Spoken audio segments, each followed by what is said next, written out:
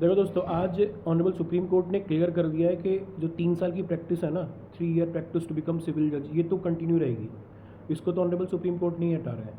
लेकिन supreme court ने इस जजमेंट में एक चीज़ तो क्लियर करी है कि वो जो रिसेंट जो अभी केस चल रहा है ना, इसमें वो जजमेंट देने वाले हैं। तो जो प्रैक्टिस की डेफिनेशन है, इसको वो बेसिकली इसमें बहुत सारी चीज़ें इंक्लूड कर लेंगे। जैसे लॉ ऑफिसर है या लीगल एड में कोई प्रैक्टिस कर रहा है या फिर कोई लॉ क्लर्क है, तो उसको भी बेसिकली मेरे को लग रहा है कि इंक्लूड कर लेंगे प्रैक्टिस के डेफिनेशन में। क्योंकि ऑनरेबल सुप्रीम कोर्ट का ये मानना है कि कोई भी आदमी जब 3 साल तक बैठा रहेगा, प्रैक्टिस करता रहेगा, और अगर उसे अपॉर्चुनिटी मिल जाएगी लॉ ऑफिसर बनने की या लॉ क्लर्क बनने की, तो उस कंडीशन में वो सर्टेनिटी के साथ उस चीज़ को ज्वाइन कर लेगा। तो फिर वो 3 साल की प्रैक्टिस में काउंट होगा या नहीं होगा। तो ऑनरेबल सुप्रीम कोर्ट ने एक चीज़ क्लियर कर दी है कि 3 year practice must be mandatory to become civil जज। Second thing, what shall be the definition of practice. तो honourable Supreme Court is going to include certain things in the definition of practice.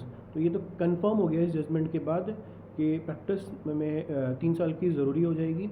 और अब ये judgement आई है तो आई कैसे? देखो, honourable Supreme court ने बहुत सारी यूनिवर्सिटीज़ से या जितने भी हाई कोर्ट्स हैं उनसे रिकमेंडेशन ली है। तो ज़्यादातर जितने भी हाई कोर्ट्स हैं उन्होंने रिकमेंड किया है कि भाई हमें ऐसे लोग चाहिए जो एटलीस्ट प्रैक्टिस में इस्टेब्लिश हो चुके हों और उन्हें कोर्ट की या कोर्ट प्रोसीजर की पूरी नॉलेज हो। तो इस बेस पे ज़्यादातर हाई कोर्ट्स ने, कुछ यूनिवर्सिटी ने तो बोला था कि भाई ये ठीक नहीं रहेगा, लेकिन ज़्यादातर उसमें भी बहुत सारी यूनिवर्सिटीज़ ऐसी हैं जिन्होंने बोल दिया कि 3 year practice must be there to become civil जज। तो इस कंडीशन में इस जजमेंट के बाद एक तो क्लियर हो गया है कि 3 साल की प्रैक्टिस तो है। हाँ, इतना कन्फर्म है कि अभी जो प्रैक्टिस की डेफिनेशन है, उस प्रैक्टिस की डेफिनेशन में बहुत सारे अदर जो चीज़ें हैं, जैसे कि मैंने बताया ना, लॉ क्लर्क है या फिर लीगल एड प्रैक्टिस है या फिर जो लीगल ऑफिसर जो बन जाते हैं बैंक वगैरह में, तो हो सकता है इस चीज़ को भी ऑनरेबल सुप्रीम कोर्ट कंसिडर कर ले। क्योंकि मैं आपको इसलिए बता रहा हूँ कि जब आप हायर जुडिशरी देने जाओगे तो बहुत सारे जो लीगल ऑफिसर्स हैं जैसे बैंक वगैरह में, तो ऑनरेबल सुप्रीम कोर्ट उसे कंसिडर नहीं करता है उसको, प्रैक्टिस को।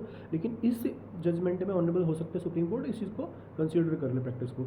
दूसरी चीज़, ऑनरेबल सुप्रीम कोर्ट का कंसर्न ये भी था कि अगर हम 3 साल की प्रैक्टिस को मैंडेटरी कर ही रहे हैं तो उस कंडीशन में लड़कियों के लिए क्या कुछ रिलैक्सेशन हम दे सकते हैं। तो ये भी इस प्रैक्टिस जजमेंट में आने वाला है। अदरवाइज ऑनरेबल सुप्रीम कोर्ट का खुद मानना है कि एक बार जब ये प्रेसिडेंट सेट कर ही दिया है ऑनरेबल सुप्रीम कोर्ट ने, तो हम इसको तो डिनाई नहीं कर रहे हैं, लेकिन बस कुछ रिकमेंडेशन ऑनरेबल सुप्रीम कोर्ट जरूर इसमें देने वाला है। तो आज की इस जजमेंट के बाद, सॉरी, इस जो ऑर्डर है इसके बाद तो ये चीज़ तो क्लियर हो गई है कि 3 year practice shall be there to become civil जज। ठीक है दोस्तों, मिलते हैं नेक्स्ट वीडियो में।